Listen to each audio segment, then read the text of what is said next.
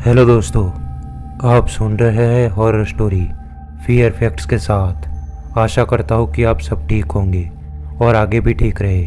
लेकिन कहते हैं ना, बुरे हादसे बताकर नहीं आते।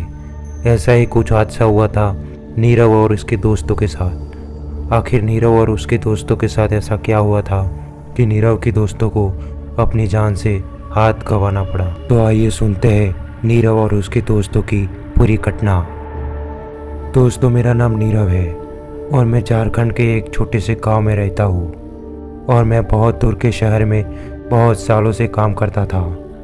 बहुत सालों बाद मुझे लंबी छुट्टी मिलने के कारण मेरे गांव वापस आया था।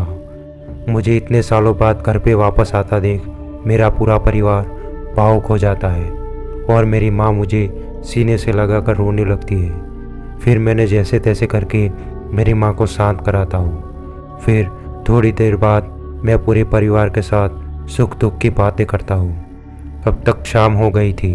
फिर मेरी माँ मेरी पसंद का खाना बनाने के लिए रसोई घर में जाती है।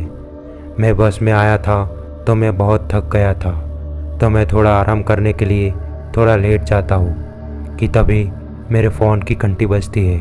मैंने देखा कि फ़ोन निखिल का था। उसने कहा कि मैं और सुरेश तुम्हारे घर पे आ रहे हैं और हम तीनों किशोरपुर जा रहे हैं और तुम्हें साथ चलना ही पड़ेगा। निखिल का इतना आग्रह सुनकर मैं निखिल को मना नहीं कर पाया और तुरंत मैंने उसको हाँ कह दी। दरअसल किशोरपुर में एक मैजिशियन आया था। वो कुछ नए नए जादू के खेल दिखा रहा था, इसीलिए निखिल ने ये प्लान किया था। थोड़ी देर बाद रात के 8 बजे हम हमारे घर से किशोरपुर जाने के लिए निकल जाते हैं। हमने किशोरपुर में जाके उस मैजिशियन के नए नए खेल देखे। हमने इस शो में पूरे मस्ती और मज़े किए और हमने उस मैजिशियन की एक बुक भी खरीदी जिसमें कुछ नए नए जादुई खेल सिखाती थी। अब हमें यहाँ आए हुए काफ़ी समय हो गया था। रात के लगभग 1 बज गए थे। फिर हमने सोचा कि अब हमें घर वापस चलना चाहिए, तो हम तीनों हमारी बाइक में सवार हो जाते हैं। हम हंसते बातें करते एक सुनसान सड़क पे जा रहे थे कि तभी मुझे सड़क के साइड में एक छोटा सा बच्चा मुझे दिखता है। मैंने तुरंत ही निखिल और सुरेश को बताया कि देखो, इतनी रात को सुनसान इलाके में ये बच्चा क्या कर रहा होगा। तभी वो बच्चा एकदम से गायब हो जाता है। ये देखकर हम बहुत घबरा जाते हैं कि तभी मुझे पीछे से मेरे सर पे कोई वार करता है और मैं बेहोश हो जाता हूँ। जब मेरी आंखें खुली तो मेरे तो होश ही उड़ जाते हैं। मैंने देखा कि मैं एक जंगल जैसी झाड़ियों से भरे इलाके में लेटा हूँ और एक औरत निखिल का गला दबा रही थी और सुरेश उसके बाजू में बेहोश पड़ा था।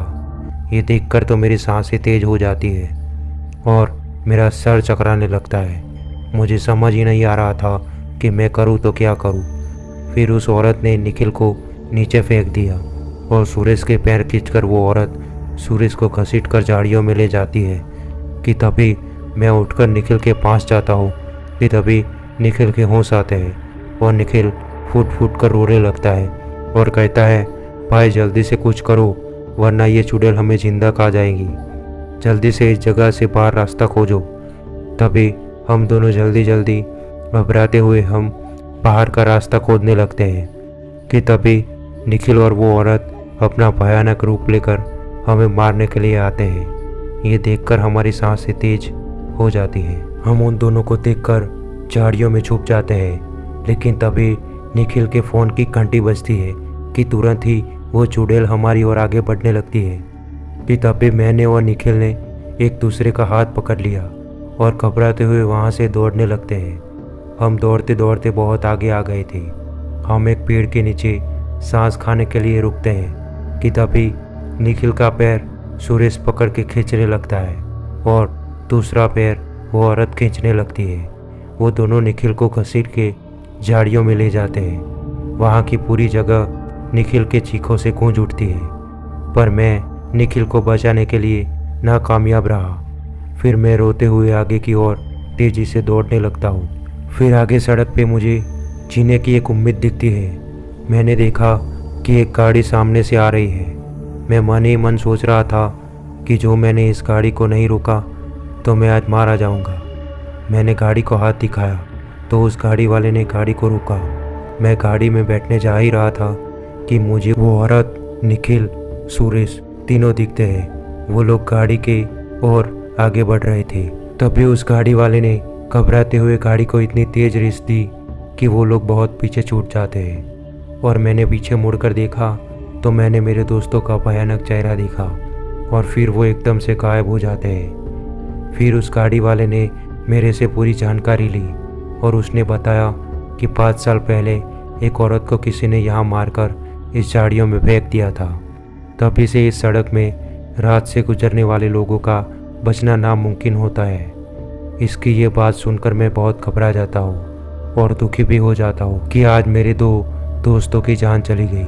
फिर मैं घर पे आके बहुत रोया, पर अब कुछ नहीं हो सकता था। तो दोस्तों, आज की कहानी हम यहीं समाप्त करते हैं।